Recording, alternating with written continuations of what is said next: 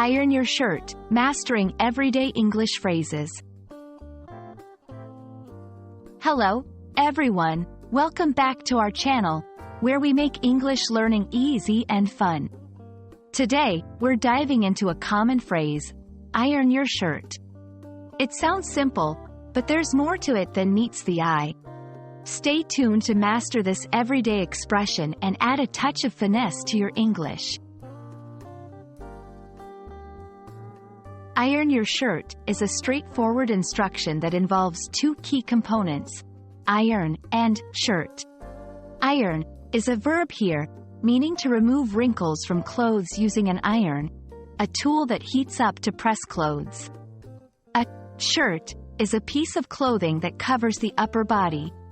Combined, this phrase is often used to advise someone to make their shirt look neat and tidy.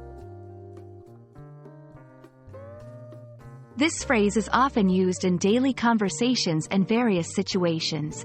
For example, before a job interview, someone might say, "Don't forget to iron your shirt." You want to look sharp. It's not just about the physical action. It's also about presenting oneself well. Like many English phrases, iron your shirt can be modified.